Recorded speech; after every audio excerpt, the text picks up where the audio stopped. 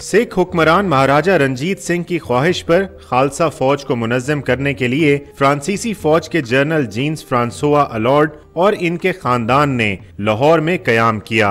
इस दौरान general allowed की साहबजादी मैरी चार्लोट का इंतकाल हो गया, जिस पर फ्रांसीसी शहरी ने अपनी दुख्तर को यहीं दफना दिया और इसके लिए सिख और फ्रांसीसी फ़ने तामीर पर मबनी ये मकबरा तामीर कराया जो अनारकली में वाक़े है।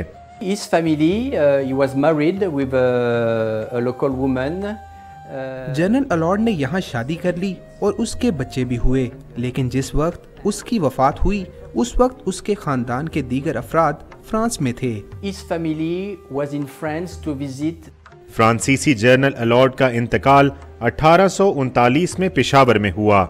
उन्हें उनकी वसीयत के मुताबिक अपनी साहबजादी के साथ पूरे फौजी एजाज के साथ दफनाया गया। मकबरे की हालत ज़ार देखकर गुज़िश्ता बरस फ्रांस ने इसकी मुरम्मत और तज़ीनो आराइश के लिए रकम दी। Tomb was in very bad condition until last year. मकबरा बहुत बुरी हालत में था गुज़िश्ता बरस तक, लेकिन खुशकिस्मती से उस शहर ने जहां से जनरल अलॉर्ड का ताल्लुक था उसने रकम भेजी, जिससे हमने यहाँ मकबरे की मुरम्मत कराई। To the Alliance Française, to the French Center. 2 सदियों से यहाँ कायम इस तारीखी मकबरे से आज भी अवामुन्नास आशना नहीं। कुड़ी आला बाग के नाम से जानी जाने वाली ये तारीखी यादगार बज़ाहिर निगाहों से ओझल हो चुकी है।